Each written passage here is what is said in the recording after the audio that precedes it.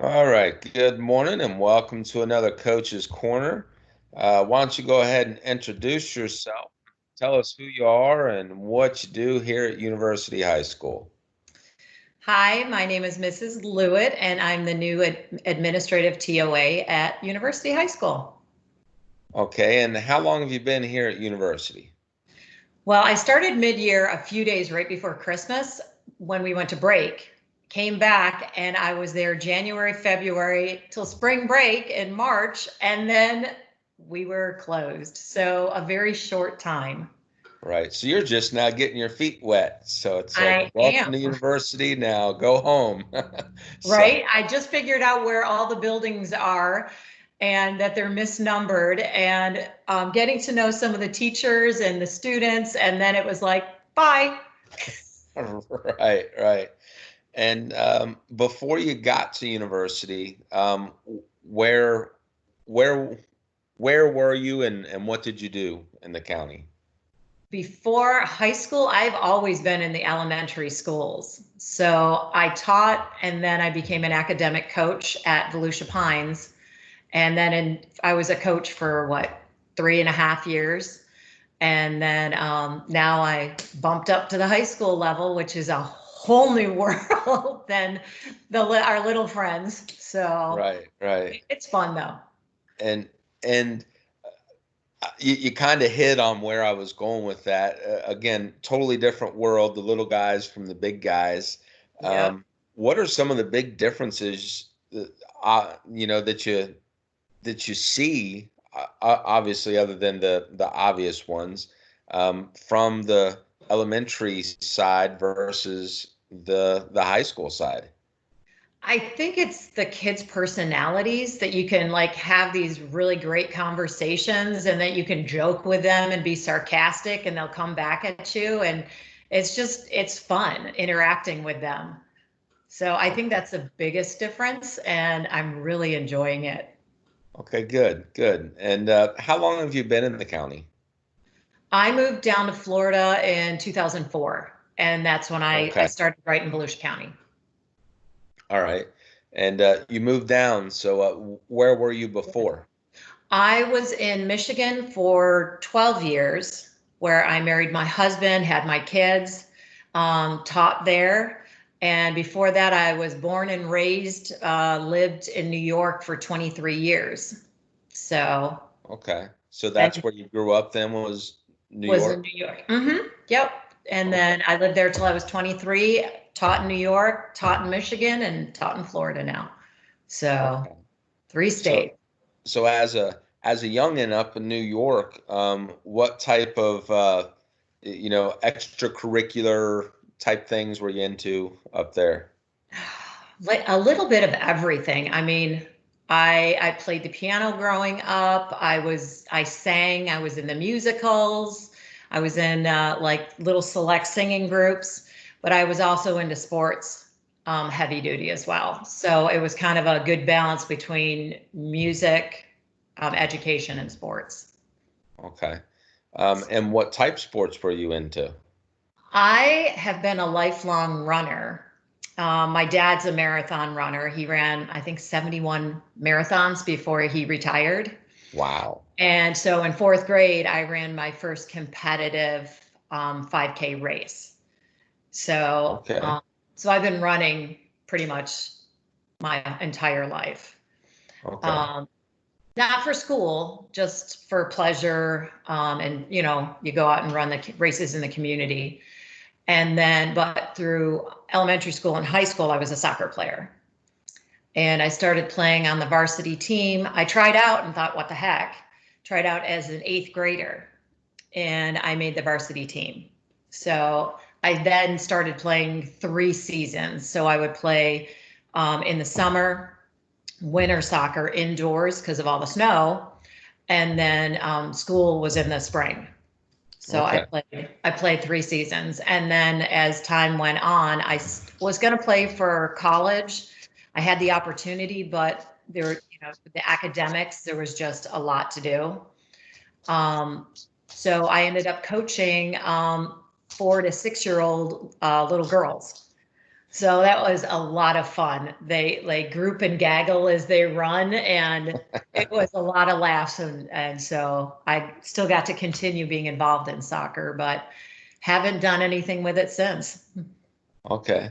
So therefore, you could sing the national anthem for us and coach our teams if we needed you to, is what you're telling me. Mm.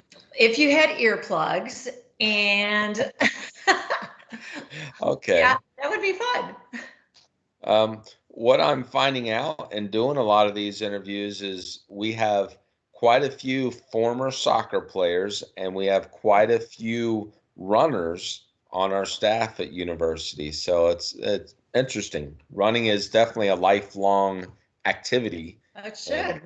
We should organize some little fun things to do then.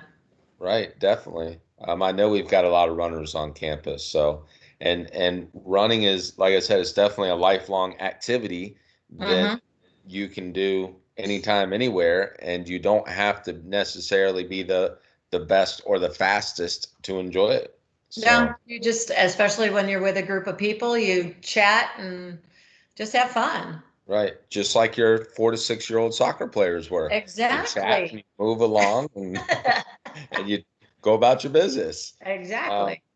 So, all right. Well, you just answered a couple of those questions. Did you do any other sports or were you in any other clubs or anything in high Um, school?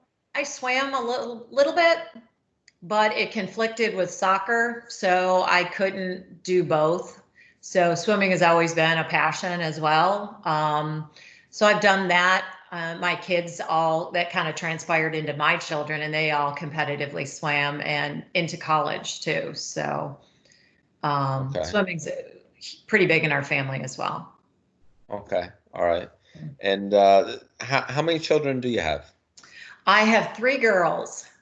Oh, They're I all in their 20s. They've all graduated from college, and I just became a grandma. Actually, we just celebrated his first birthday. oh wow, So, yeah, so I've got my that's first cool. grandkid.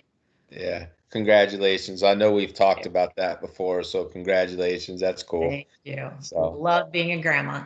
Yeah, and knowing that your husband had to be in the house with 4 women, oh Oh, my goodness, he yeah. was He had a shed out back that he went to regularly. right, right, So, ah, yeah, we tease him about that.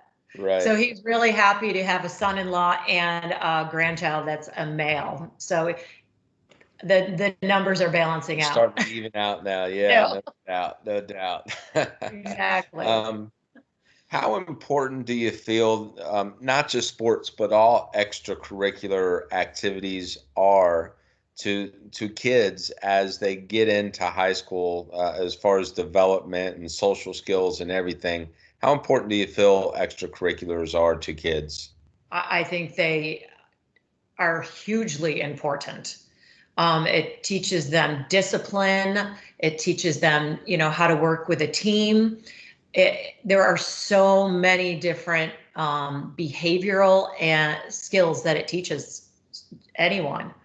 So I think that any student should really try, and even if it's just like a club for fun kind of sport, you don't have to be the best of the best at something to go out for a sport or just play.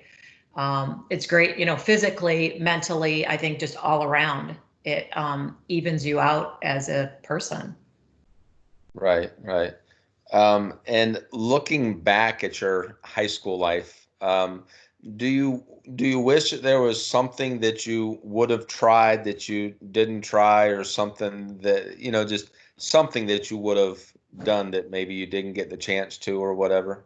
No, I think that I was really I tried a little bit of everything. So it's my high school experience was really great. Okay. All right. And you're not in the stereotypical classroom setting anymore, but what is one thing that you hope that the students will get from a Mrs. Lewitt led experience? Mrs. Lewitt led experience. Um, Gosh, that's a tough question. Mrs. Lewitt led experience. That it's interactive, that I like to relate to people and get to know them and try and help in any way that I can. Okay. Yes, that's a good answer. And I know that, like you said, you really haven't been at university but a No, few months. So far, what is the best part about working at university? I think it's that everyone is so kind. The students, the staff. I really enjoy the interactions with everyone there. So often you hear schools are relayed as a family, and that's more lip service. University absolutely does. Everyone cares about each other and their well-being, and I love that. That's a great answer. Thank Yeah. you. And to those people that are watching, whether it's students, parents, community, whoever, what would you like to say to them in this unique time that we're in? You know, we're almost through the end of the school year, so just stay diligent to their studies. And while the seniors, it's not the way they would have liked to have graduated, they can't let that diminish their accomplishment. You know, this is a huge moment for them and they should enjoy it. Right, right. And now here's the tough question. Oh, gosh. Yeah, it wasn't on the list of questions that I sent to you, so it's a tough Great. one. Um, Curveball. yep. If you could have dinner with any four people, dead or alive, who would they Oh, be come and why? on. Oh, four people, dead or alive. Hmm. Four people. I think this would be really random. Probably Michelle Obama, because she's so inspirational. Gotta maybe Thor, just because he's nice to look at. Um, Benjamin Franklin. I think he would be so interesting to have a conversation with. Okay. I don't know, a fourth? I don't know. I can't think of a fourth right now. The fourth one's the hardest one to me. Yeah, maybe Oprah. She might be kind of fun to talk to. Okay.